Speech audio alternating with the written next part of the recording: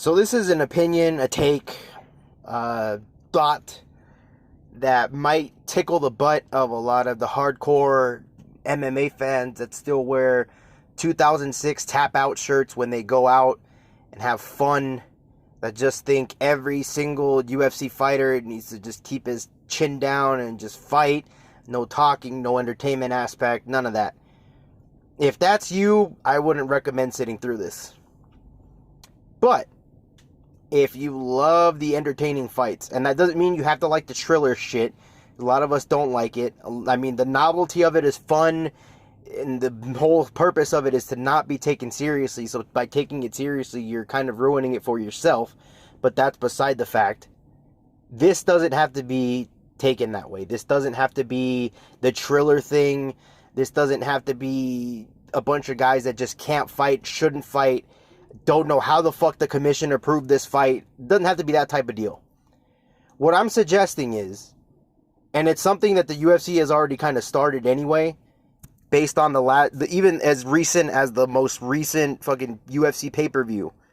The UFC should have its own separate little, I don't want to call it a division, but that's the only sort of isolation term that I can think of at the top of my head. And you don't even have to label it as the BMF, but create that type of aura. There are always fighters, there are always guys that fight either just because they love to fight, they're going to stand and bang, and you know they're going to give you a really fucking good fight no matter what. Tony Ferguson comes to mind. But while we're on Tony Ferguson, nobody that's a Tony Ferguson fan wants to see him fight another elite lightweight. The reason for that is because this guy just got treated like he was a gay guy in Salem in the 1700s. The last couple of times that he's fought an elite lightweight. Literally, I legitimately think that Justin Gaethje gave this motherfucker CTE. If he didn't already have it, Justin Gaethje may have cemented it. But there's obviously still a spot on a card for Tony Ferguson. And I think that's one of the reasons that the UFC has kind of such a hard time finding a fight for him, is not only does he feel like he's above a lot of the guys that they're wanting to stick him with, I'm sure they want to stick him against an unranked guy or like a 15th ranked guy. And it makes sense because at that point it's hurting your pockets. With the creation of this division, you have somewhere to put a Tony Ferguson, somewhere to put a Nick Diaz, somewhere to put a Robbie Lawler, somewhere to put a a fucking Derek Lewis. Guys, we all love Derek Lewis. I think the MMA community unanimously loves Derek Lewis because he's so fucking funny. But we've seen it time and time again. He's not threatening anybody in the elite. Yeah, he's knocking some of the guys in the top 5 out. But there's a couple of his fights that we've seen where, like, all right, bro, you're lucky you're powerful. Otherwise, you should have been lost this fight. And that's what I'm getting at. That type of division, creating the BMF belt with Nate Diaz versus Masvidal, and creating that type of atmosphere. Man, did you see how many people just loved it, had fun? You had The Rock put the belt on Masvidal. That's fun, but it wasn't presented as a joke. So it doesn't have to be if you decide to do something like this. The thing with Dana White is, and I know he fucking hates the Triller bullshit because he always shits on it in his press conferences. Sometimes embracing what you see is being successful, but doing it in your own way is the best way to go about it. You don't have to be so close-minded about it. You could still do what they're doing in your own way, where you don't present it as a joke. You don't have coked out Oscar De La Hoya doing commentary on it. You just have fucking Popeye's DC doing it. And I'm no business major, you know? What the fuck do I know about business compared to Dana fucking White? Obviously. But am I wrong in thinking that there's something there?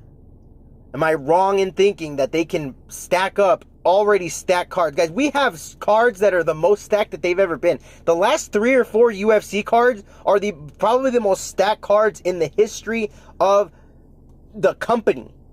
And we're gonna get nostalgia. Be like, oh, what about UFC 199? What about UFC 189? On paper, the cards weren't as strong as the ones that we've had. Yeah, they turned out to be incredible fucking shows, but on paper they weren't. And creating this element to it will only enhance them, will only bring in. Guys, when Robbie Lawler was fighting Nick Diaz for UFC 266, I had guys that I didn't even know that they knew what Ultimate Fighting Championship was. I thought they just watched street beefs on YouTube, asking about, oh man, are you going to watch that Nick Diaz fight? Am I wrong to think that there's more money there that adds a different element of beef to a UFC card? And it's not like the division just has to be a bunch of fucking old guys that are toward the end of their career winding down. Obviously, that would be the mainstay. That would be your selling point. But there are younger guys like Sean O'Malley, for example, that do that fight. Obviously, they love to fight, but they want the viral knockout because they want to help out their clout. This is the type of shit for them. He's not dying to fucking become UFC champion. And he said that himself. He's not dying to become UFC champion. Very open, very honest about the fact that he wants the following. He wants his Twitch to take off. But he's really good at fighting. And he has entertaining fights, so he's popular. The Sean O'Malley experiment is almost like the guinea pig for it. Shows that what it can really do. And the reason that I say Sean O'Malley as opposed to another fighter that only has one loss on his record being here, aside from the fact that he's here for clout, is I think deep down we all know Sean O'Malley doesn't get any further than ranked like number 8 in that division. And if you don't believe me, go look at the rankings yourself. Sean O'Malley is no higher than 8 at best. That's where this comes in. And again, you let the Ryan Baders go, you let the Corey Andersons go to Bellator. They can do what they want to do. But then I think about another recent guy, or a guy that just recently left the UFC, and Mike Perry. And I think about the safety aspect of it for the fighters. Where, yeah, Dana White has the conscience to not stick Tony Ferguson in there with Khamzat Chimaev in 2021. You know who doesn't have that conscience, who doesn't have that frame of mind because they're not as rich, they're not as successful, they don't have the type of backup options that the UFC does? Bellator. I don't think PFL would do. I think PFL is more homegrown, but I could be wrong on that. But, you know, Bellator, bare knuckle boxing, all that shit. Bare knuckle boxing just signed Mike Perry. Mike Perry is the last motherfucker on this planet that should be bare knuckle boxing right now. If anybody saw that interview he just had with Ariel Helwani, something's missing there, man, and it was sad. And it's no knock on Mike Perry. I love watching that dude fight, but something is missing there, and I don't need to see this guy bare knuckle box somebody knowing that he probably already has brain damage.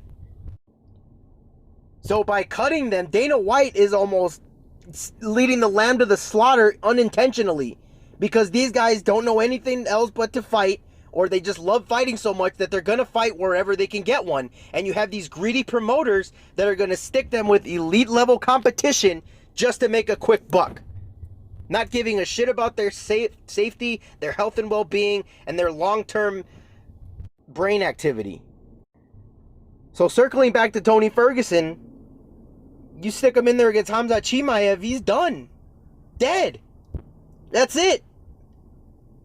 But you stick him in there with Nick Diaz or Nate Diaz, who don't punch as hard as they used to. Hell, these guys weren't even known as like that hard of punchers to begin with. They were volume punchers. Go to the body a lot more.